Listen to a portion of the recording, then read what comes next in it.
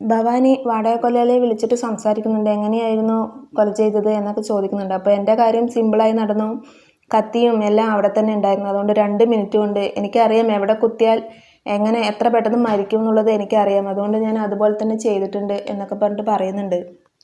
ഇനി നീ ഇവിടെ നിൽക്കണ്ട, ഈ നാട് വിട്ട് പൊയ്ക്കോ എന്ന് പറഞ്ഞിട്ട് ഭവാനി വാടകക്കൊലയാളിയെ പറഞ്ഞു വിടുന്നുണ്ട്. അങ്ങനെ ഭൂമിയുടെ വീട്ടിലേക്ക് നോക്കുമ്പോൾ സത്യദാസ് ഭൂമിയുടെ തലതോർത്തി കൊടുക്കുന്നുണ്ട്. അപ്പോൾ ഈ ബന്ധം ഒരുപാട് വളരാൻ വിടുന്നത് ശരിയല്ല എന്ന് പറഞ്ഞിട്ട് ഭവാനി മനസ്സിലിങ്ങനെ ചിന്തിക്കുന്നുണ്ട്. അപ്പോഴേക്കും അംബികനെ പോലീസ് സ്റ്റേഷനിൽ അജയ് ചോദ്യം ചെയ്യുന്നുണ്ട്. അംബിക പറയുന്നുണ്ട്, ഞാനല്ല എൻ്റെ അച്ചുവേട്ടനെ കൊന്നത്, ഞാനല്ല എന്ന് പറയുന്നുണ്ട്. അപ്പോൾ അജയ് പറയുന്നുണ്ട്, സാഹചര്യ തെളിവുകൾ വെച്ച് നോക്കുമ്പോൾ നിങ്ങളിലേക്കാണ് വിരൽ ചൂണ്ടുന്നത്, അതുമാത്രമേ നമുക്ക് നോക്കാൻ പറ്റുള്ളൂ എന്നൊക്കെ പറയുന്നുണ്ട്. നിങ്ങൾ അവിടെ നടന്ന കാര്യങ്ങളെല്ലാം ഞങ്ങളോട് വിശദീകരിച്ച് പറയണം എന്നൊക്കെ പറയുന്നുണ്ട്. അപ്പോൾ ഞങ്ങളൊരു നാടകത്തിൻ്റെ റിഹേഴ്സൽ ചെയ്തുകൊണ്ടിരിക്കുകയായിരുന്നു. ആ റൂമിൽ ഞങ്ങൾ 2 ആൾ മാത്രമല്ല സാറേ ഉണ്ടായിരുന്നത്, വേറൊരാൾ കൂടി ഉണ്ടായിരുന്നു എന്ന് പറയുന്നുണ്ട്. അജയ് ആണെങ്കിൽ അംബികയാണ് ചെയ്തത് എന്നുള്ള രീതിയിൽ വർത്തമാനം പറയുന്നുണ്ട്. അത് കേട്ടതും അംബികയ്ക്ക് ദേഷ്യം വന്നിട്ട് പറയുന്നുണ്ട്, അതെ ഞാൻ തന്നെയാണ് എൻ്റെ അച്ചുവേട്ടനെ കൊന്നത്. അയാൾ ഒരു തെമ്മാടിയായിരുന്നു, ഒരു പെണ്ണുപിടിയനായിരുന്നു, അയാൾക്ക് വേറൊരു ഭാര്യ ഉണ്ടായിരുന്നു, ഞാൻ തന്നെയാണ് കൊന്നത്. അങ്ങനെ ഒരാൾ ജീവിച്ചിരിക്കുന്നത് ശരിയല്ല എന്ന് എനിക്ക് തോന്നിയതുകൊണ്ടാണ് ഞാൻ കൊന്നത്. ഞാൻ കുറ്റം സമ്മതിച്ചാൽ നിങ്ങൾക്ക് പിന്നെ കൂടുതലൊന്നും അന്വേഷിക്കേണ്ട ആവശ്യമില്ലല്ലോ അല്ലേ സാറേ എന്നൊക്കെ പറഞ്ഞിട്ട് അജയുടെ അടുത്ത് ദേഷ്യപ്പെടുന്നുണ്ട്. എന്നിട്ട് അജയ് പറയുന്നുണ്ട്, നിങ്ങൾ ദേഷ്യപ്പെടാതെ ഉണ്ടായ കാര്യങ്ങൾ ഞങ്ങളോട് വിശദീകരിച്ച് പറയണം, എന്താണ് ആ റൂമിൽ നടന്നത് എന്ന് ചോദിക്കുന്നുണ്ട്. അച്ചുവേട്ടനെ കത്തിയെടുത്ത് കുത്താൻ പോകുന്ന ഒരു രംഗം ഉണ്ടായിരുന്നു. അപ്പോൾ ഞാനങ്ങനെ കുത്താൻ നിൽക്കുമ്പോഴാണ് അയാൾ കട്ടിലിനടിയിൽ നിന്ന് എണീറ്റ് വരുന്നത്. അയാൾ മുഖം മേടിയിട്ടുണ്ടായിരുന്നു, കയ്യൊറയും ഒക്കെ ഇട്ടിട്ടുണ്ടായിരുന്നു.